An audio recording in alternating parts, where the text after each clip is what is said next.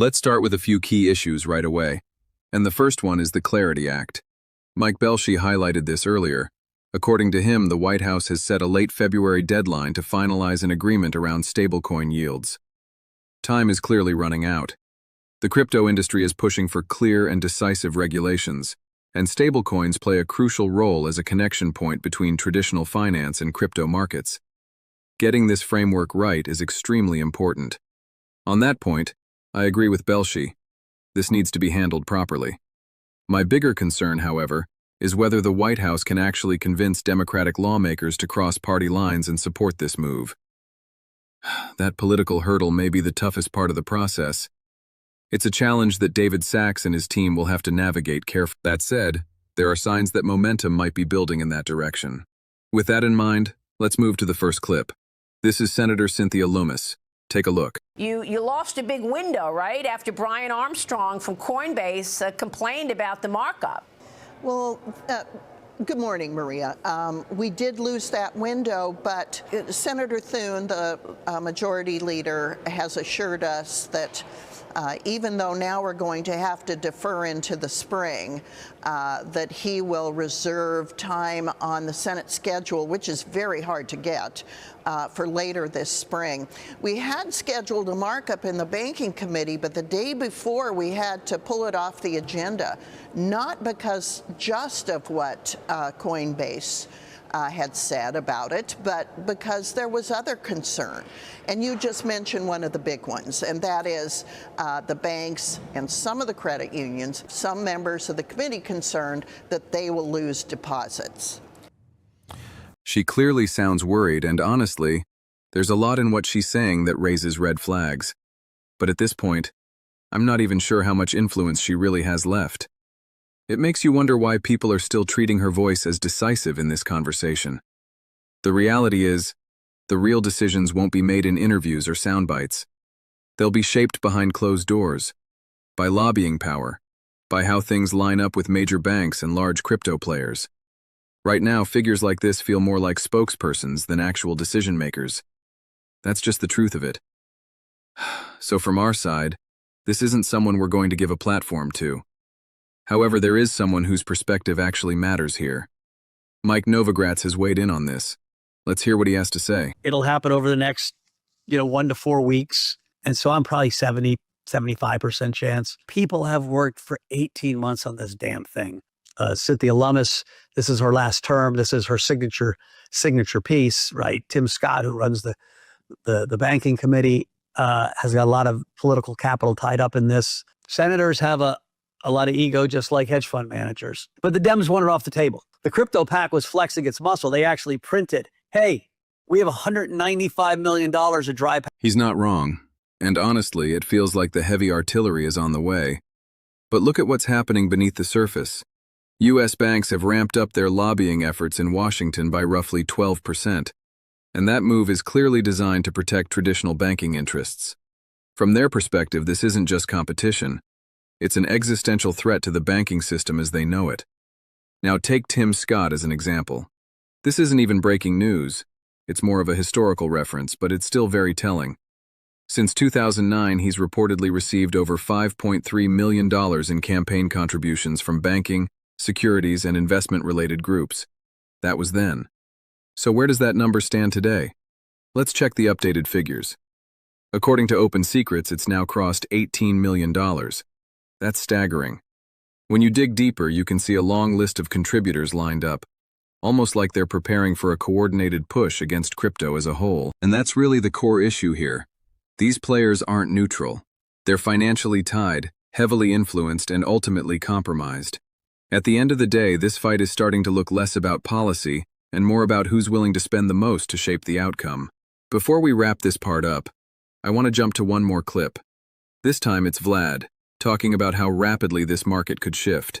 Take a look. At first, they sort of weren't taking us very seriously. Our customers don't really like mobile trading. They prefer to pay commissions. It was a lot of just like how Blockbuster dismissal, right? And then what happened was in 2019, they had to scramble, and pretty much all of our competitors had realized within a period of a couple of weeks that they had to replicate our business model. I'd never seen anything like that. I didn't think it was possible, but like one after the other, within the span of a couple of weeks, all of our big competitors replicated our business model. And what happened? So what he's really pointing to is this.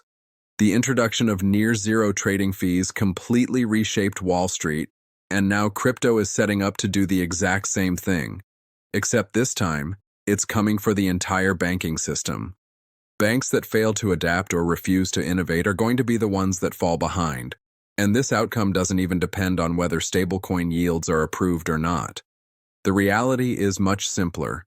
Banks that integrate crypto will survive, and those that don't won't. I honestly expect a serious shakeup across banking stocks. What Vlad described earlier feels like it's about to replay itself, just on a larger scale. In fact, we're already seeing signs of it. One bank has effectively become the first casualty of 2026, and the bigger question now is, how many more are going to follow before this trend really accelerates? This isn't just about access to stablecoins. The real disruption is crypto-driven innovation itself. That's the force that's going to pressure banks going forward, not yield mechanics. And keep an eye on Robinhood. They've got more announcements coming on March 4th, and I expect a deeper push into banking services. Notice the shift. Just weeks ago, it was positioned as a credit card app, and now it's branding itself as a full banking app. That transition matters.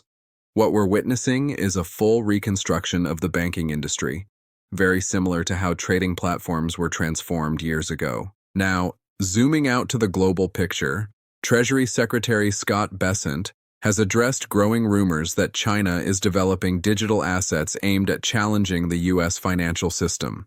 That's a big deal, especially because when it comes to competition with China, political tensions escalate fast. If regulatory clarity doesn't come soon, this issue could easily shift into a national security conversation. And once that happens, pressure on Congress will intensify, and it'll move quickly. Digital assets won't just be a market issue anymore. They'll be framed as a strategic concern. Even back in 2021, NVIDIA CEO Jensen Huang was already talking about how AI and crypto naturally complement each other. Dig into his comments, and you'll find his excitement around Ethereum, which has positioned itself as a foundational layer for future development. That connection is likely to play a major role in how AI evolves from here. To give you a clearer picture of where this is all heading, let's jump to a clip that highlights the future direction of AI and digital assets. Take a look. And a developer used Claude to, in an open source way, develop his own AI agent, which was originally called ClaudeBot and then was called Moltbot and is now called OpenClaude. Okay. Another guy gets an idea. Hey, I'm going to use this Claude AI agent to start what is essentially Reddit, but just for AI agents. They can post whatever they want, and humans can only observe. This thing took off, okay? Some of the time, they're not doing what you say, and maybe it's aligned with who you are, and sometimes maybe it's like surprising. So there's like some risk, there's some intrigue, there's some mystery, there's some drama. I think that's what's capturing people's... All right, so that brings us to why this actually matters. The big takeaway here is that AI and blockchain are on a collision course. AI feeding into blockchain, and blockchain feeding back into AI. We've discussed this before on the show, especially referencing Yat Siu, the author behind the Agentic Minds piece. He outlines several ideas that point toward what could become a major driver of mass adoption. The reason is simple. For most people, managing wallets and navigating DeFi still feels confusing and unfamiliar. It's not intuitive. What changes that equation is the rise of AI agents, systems that can eventually operate directly at the wallet and transaction level, something that hasn't really been possible until now. That's where Animoca Minds comes into play. They're launching this alongside multiple teams, building AI-driven systems designed to guide users through their crypto activity, essentially acting as a smart companion throughout the entire journey. And this isn't going to stay isolated. This model is likely to spread across financial products, especially as deeper blockchain integration continues. We've been talking about this direction for a long time, And now it's finally materializing. In fact, this agent-based layer may end up being one of the most important connections we've seen so far between AI and blockchain, possibly more impactful than earlier integrations. So this is definitely something to watch closely. Now let's shift focus here, because this evolution could extend directly into vault and asset management. Take this example. Bitwise stepping in as a Morpho curator. We've previously had conversations around Morpho and Bitwise, especially about how vault structures are going to evolve. What we're likely to see is an explosion of new vaults, each targeting yield opportunities across the market. Now imagine pairing that with an agentic AI system, one that can analyze all of those vaults and dynamically optimize allocations across your entire portfolio. That's not science fiction anymore. That's where this is heading. The barrier to participating and even profiting in these markets is going to keep dropping. They also touch on something else that's critical here: virality. And this is where gaming enters the conversation. We've already seen how franchises like Pokemon have become unexpected testing grounds for AI intelligence. AI has been used in Pokemon research, training environments, and even within gameplay systems themselves. The key point is acceleration. When AI intersects with viral culture, and gaming is one of the strongest examples of that, adoption can happen extremely fast. Just look at the Pokemon benchmarks being used now. GPT-5 itself has reportedly been trained using Pokemon-related tasks. And remember, last summer we talked about Pokemon on Sui as a big question mark. Nothing official has happened yet, but something still feels like it could be developing. There is one confirmed date coming up, February 27th, Pokemon Day, which is traditionally when major announcements happen. Whether anything comes out of it or not remains to be seen, but it's worth paying attention. Let's jump to one more clip, because this ties directly into where things may be headed next. Tom Lee discussing the idea of Ethereum positioning itself as the AI native chain. Take a look. The second story arc benefiting Ethereum, though, is AI. AI is principally been trained on like internet and, social media, but it hasn't been in the real world because it hasn't ingested us as we've moved and physically moved or even have independent products. That's a vast amount of new information for AI models to ingest and store. But then now you have to be sure that all the instructions being sent back to the robot are proof of the originator. In other words, you need a token. I mean, LLMs use tokens anyways, but now you need like a token that interacts across chains. And that's where AI is going to build on Ethereum, because you essentially need what they call proof of human. We need to prove that. So let me throw this back to you. What's your take? Do you think Ethereum ends up being the main winner here? Or do we see other chains stepping up as AI agents start powering the next generation of financial products? Now, if you look at Cathie Wood's perspective, she seems to believe the opportunity might lie elsewhere. She's continued increasing exposure to BMR, which is definitely one to watch closely. It's positioning itself as a major data-focused player, and in many ways it mirrors what MicroStrategy represents for Bitcoin, but on the Ethereum side of the ecosystem. That alone makes it hard to ignore. And don't forget, BMR's partnership with Jimmy, better known as Mr. Beast. This all tied into the Super Bowl narrative. There was talk of potentially creating one of the biggest Super Bowl ads ever, backed by a massive partner. We're still watching how that unfolds. At the end of that clip, Mr. Beast dropped a cryptic message, basically saying, "We just got you to spend your time." That's classic him. It's how he plays the game. Whether that connects directly to crypto or ETH over Super Bowl weekend remains unclear, but the timing is interesting since it's all happening right now. Meanwhile, people are still showing support in other ways. Grabbing Feastables, for example. And yeah, those do look pretty good. I might have to try some myself. Now let's shift gears for a second. Here's something wild. McDonald's has now surpassed Ethereum in total market capitalization. Let that sink in.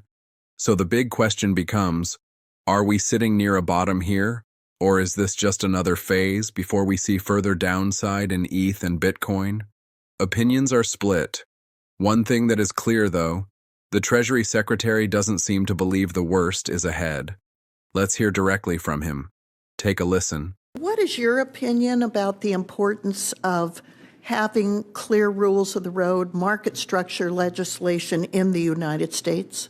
Look, I think that it's impossible to proceed without it. We have to get this Clarity Act across the finish line. And there you have it. According to the White House itself, there's no path forward without this in place. That's not speculation. That's coming straight from the top. This is the voice of the people effectively steering what's happening in Washington right now. We've reached the moment, guys. From here on out, the timeline is compressed. This is the final stretch. Take a quick look at Polymarket as well. One last data point, but an important one. The trend there is clearly moving upward. So the real question isn't if something happens, but what compromises are being negotiated behind the scenes in DC to make it happen. If you found this breakdown useful, make sure to hit the like button, subscribe for more updates, and drop your thoughts in the comments below.